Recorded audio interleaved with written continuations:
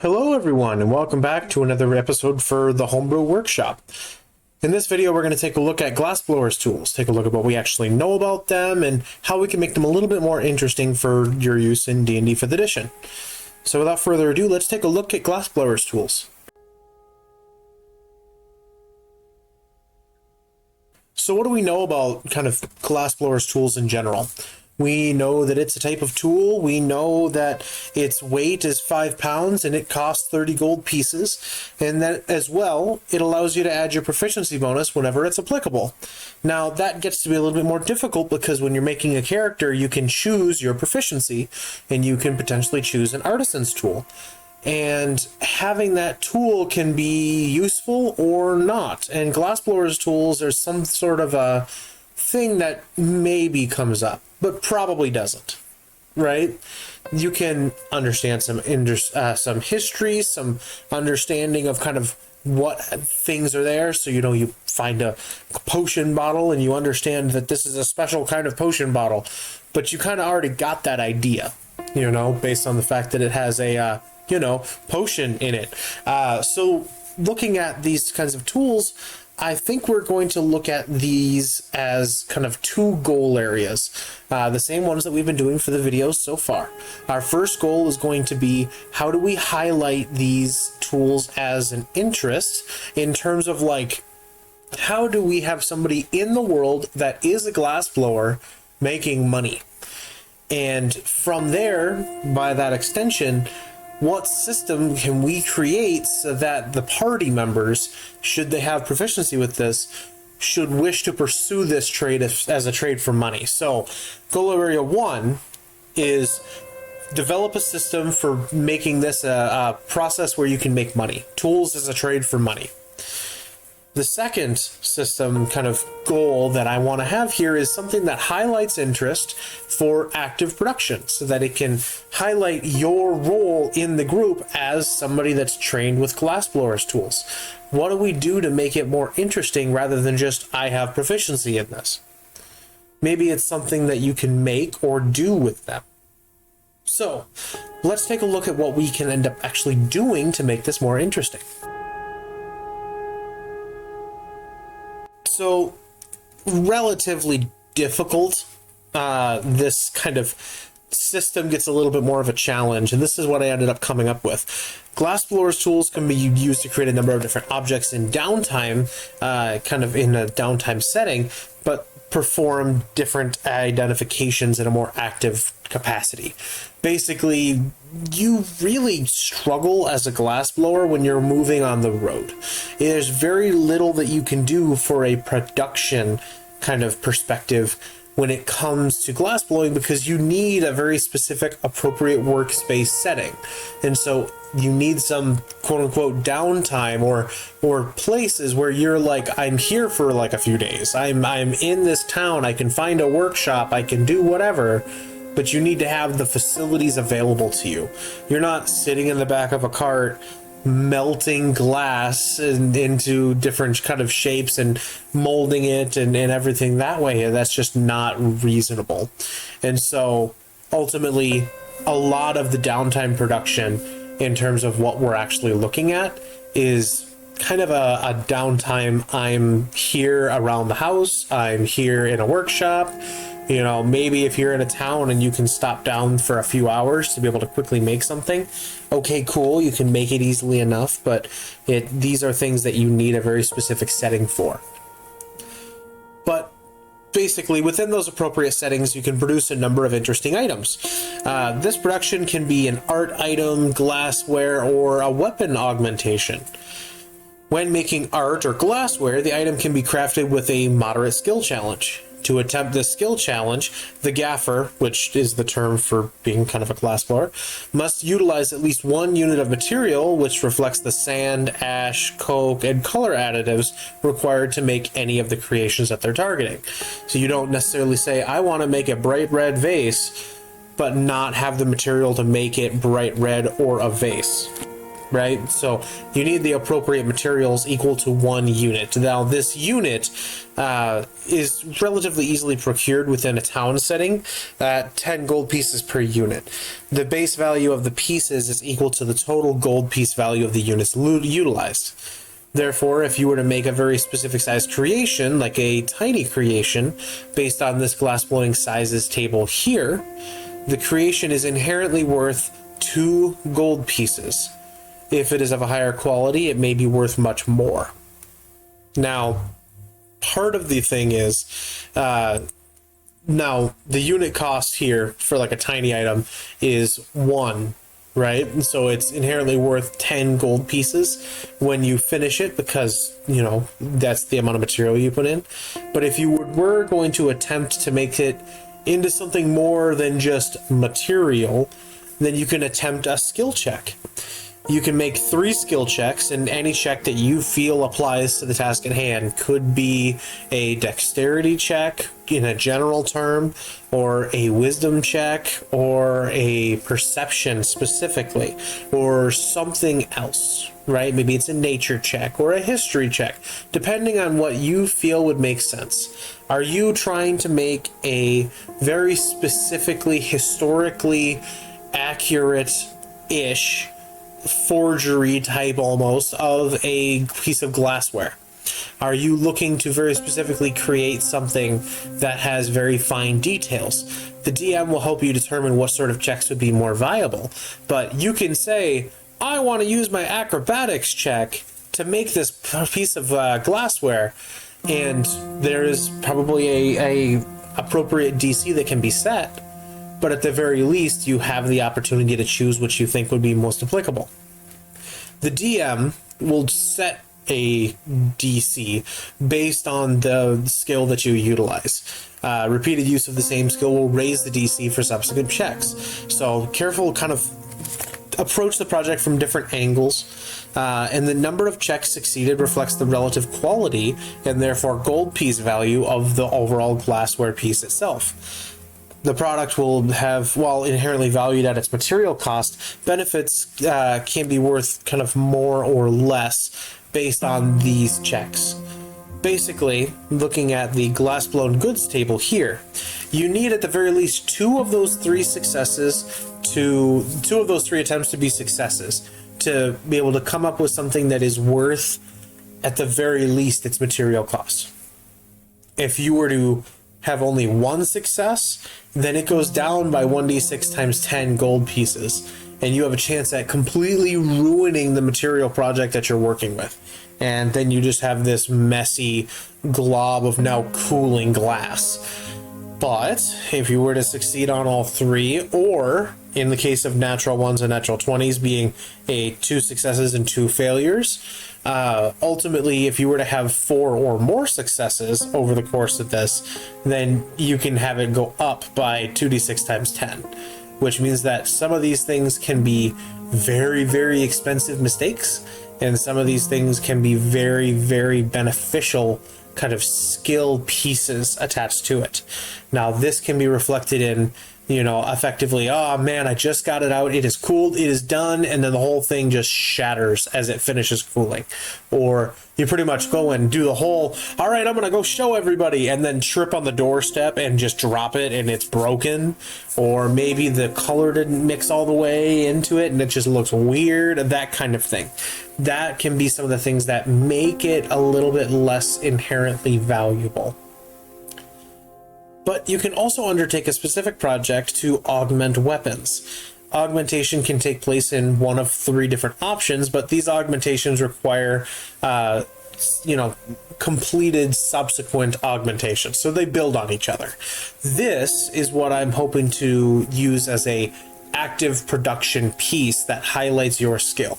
Now, in the field, on the road, you're limited to being an expert in glassware, understanding how things were made and understanding kind of what they can be used for. Those kinds of things will be valuable, but this is another way that you can make things more interesting. And so during your downtime, you can get a hold of somebody's weapon or take it or your own weapons and end up making these augmentations, and they come into play later on the road and become more and more valuable. So what sort of augmentations are available? The options for augmentations are gilding, casing, and enchanting. Now, the first one, gilding, is the process by which the gaffer coats the weapon in a very thin layer of glass. The glass remains until the wielder makes an attack with the weapon, and on a successful hit, the glass shatters, dealing an additional 1d6 piercing damage to the target. This gilding is then no longer applied until another layer of glass can be added. On a miss, the weapon's gilding may fail.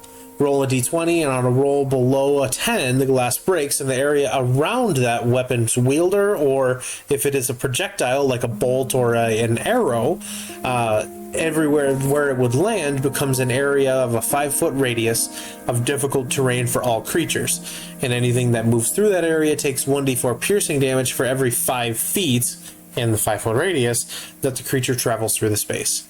So you can end up effectively dipping your arrows potentially in a few different things for these molten glass, and very, very carefully, with a lot more skill, making it to the point where you can hit with it and still deal the arrow damage, and it shatters, and now there's glass on the inside of something, which is not somewhere you want glass to be. From there, you can also have, a great axe that has a glass casing around its the top of its kind of head, and ultimately when your massive barbarian slams it into this terrifying, scary thing, it can, depending on how your DM rules it, deal a bunch of extra slashing damage and piercing damage and this is amazing, or it shatters and everything around you right there is now difficult terrain. You kind of have that option. But this gilding can be completed by taking a number of hours equal to the damage die of the weapon. Therefore, if a 1d4 piercing damage weapon is gilded, like a dagger, roll a d4 to determine the hours necessary to complete the gilding. Gilding must be completed first to attempt any of these additional modifications that come next. So basically, if you have a dagger, it's, making sure that as you put this glass on, you aren't compromising the weapon's ability to function at the same time, and at the same time then also making it so that it will shatter on impact and be useful, but not during travel, which is a very fine and delicate piece there. The next augmentation that you can do is casing. Casing is the process by which you as a gaffer create a casing around a weapon capable of holding fluids. This allows the weapon to hold any liquid, but for example, things like acid, alchemist fire, and even holy water. These weapons operate similarly to gilding, with the first attack once the weapon is gilded potentially dealing that additional damage. However, the contents within this casing are then splashed onto the creature, applying any additional effect that they might have. For example, if the encasement contains a vial of acid, then the additional acid damage is applied to the attack roll. In addition, on a miss, the established break chance is also applied, and if the weapon breaks, the fluid is lost, filling the area there, as kind of a difficult terrain as well. So basically, you can take your acid for the potency that it would normally be, and for the most part, for D&D's rules, you can either break the vial over someone or throw it at them or something else like that. And this gives you a means of augmenting your weapon attack with that additional damage. And so working with your DM may come up with additional items like a blade oil or a cold thing, something that you can put into these casings to deal different kind of energy based damage. Maybe necrotic and radiant aren't as applicable, but other ones might be. Things like acid for sure, cold, fire, these kinds of things would be very easy to apply to a casing item. Casings can be completed by spending double the established gilding time, but requires the gaffer to have access to the fluids added to the weapon via this process. So basically, if you, once again, have your dagger and you roll a 1d4 piercing damage to have it gilded, you roll your d4 and let's say that you roll a 4. That's how many hours it takes to complete the gilding process. Now, you can either, depending on how you and your DM would like to work it out, take the rolled value of a 4 and multiply that by 2, which means that it'll be another 8 hours that you spend just casing. So, in all, that's 12 hours in just kind of this project to very finely and delicately handle these things. Alternatively, you could just roll an additional 2 more d4, which could make it as simple as another 2 hours, or another 4 hours, or more, right? From there, the final augmentation that you can end up taking and applying to your weapon is an enchantment. Enchantments can be applied to a glass gilding to provide additional effects. When determining these effects, the gaffer must spend a number of hours equal to the roll of the die of twice the weapon die, plus the spell's level to enchant the item with a spell. This item can be completed in any length of time as long as the gilding lasts on the weapon. However, if the gilding ever goes more than 24 hours without being suffused with your chosen spell, that enchantment fails and the gilding breaks. When choosing a spell for the enchantment process, you must choose a spell up to a level equal to your proficiency bonus. So if you have 5th level spells available and your proficiency bonus is not up to 5 yet, it's still like a 4 or a 3 or anything else like that. I'd have to double check the exact progression. But that will effectively have the effect of limiting or capping the effect that your spells can actually have.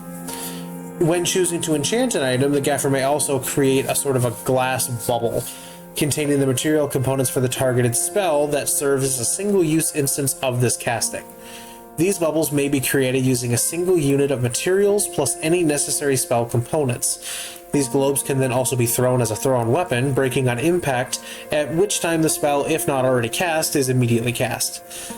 Basically, you're able to make single-use weapon deliverable spells.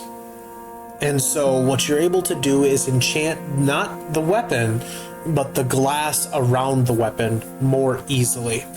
Now, the reason that enchantment comes after casing is because casing, even if you don't add a very specific liquid to it, if your goal is to begin enchanting, you need a space to hold whatever components there may be.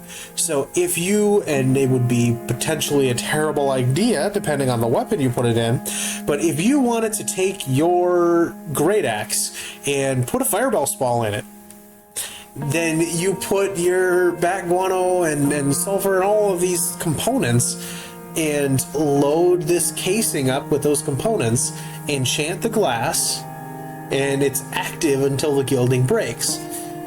Then you can hit somebody with it, and the first time that you hit somebody with it, the spell triggers, and boom, immediate fireball. Unfortunately, you're in the middle of it, but whatever. At the same time, though, other things may be more valuable for that. Like, imagine that fireball spell, but on an arrow. Imagine a darkness spell, but on an actual melee weapon, and you're a warlock that can see in. Imagine a Pact of the Blade warlock with the fiendish sight where you can see in even magical darkness, and you just run in, hit somebody with your pact weapon that has been gilded with this, and boom, instant darkness, and you're still attacking them with your sword. That kind of thing would be very powerful and very, very valuable, meaning that this has to come last in this progression, because this has to be quite a bit of time to spend on your enchantment process, because you have to gild it to get the base layer for glass done, then you have to develop the casing to hold whatever components or whatever liquid you want, and then enchant it to enchant the actual glass. Now, you would have to choose to kind of work it out with your DM, but putting in spell components and then also something like, oh, and it has Alchemist Fire, may not be as effective, because the volatile liquids or anything else that you might put within it may alter the items that would be there to cast the spell. The way that it works is you're enchanting the pattern of the weave into the glass that, once it's shattered, releases that pattern and consumes the components immediately. That's kind of how it's designed. And so if it if you were to put in acid and sulfur and all of these other things, outside of a dangerous chemical reaction potentially happening for depending on the components used, there may not be a magic or weave recognizable component after enough time of a reaction between those two items. So work with your DM on a instance by instance basis, or if they decide to, you can either case it and put a liquid in, or case it and put your components in, but not both. You can choose to do that, or you can choose to do instance based, where you will make a calling based on what you think might make sense.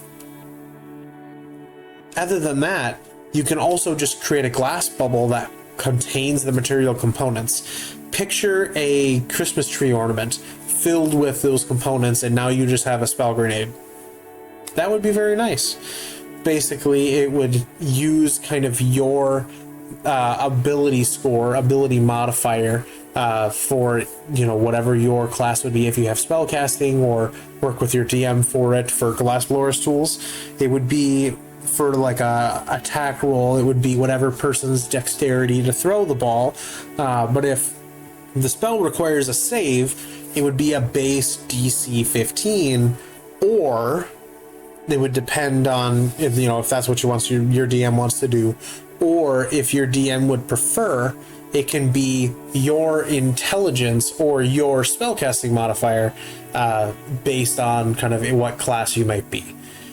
These tools as a proficiency allow you to do these things, but it's not necessarily something that is tied to a class. So you can be a wizard with these things, or you can be a barbarian with these things, and a barbarian that doesn't necessarily have a spellcasting modifier or save DC is kind of hard to find a good number value for. And so it would be tied very closely to your proficiency and your skills with your glassblowing tools. That's it for the Glassblower's tools, though. Thank you all for watching. We're going to take a look at some of the more weird, kind of out of the normal type tools kind of for a little bit, and see what we can do to make them interesting. So, like I said, thank you all for watching. Be good to one another, and I will see you next time. Bye.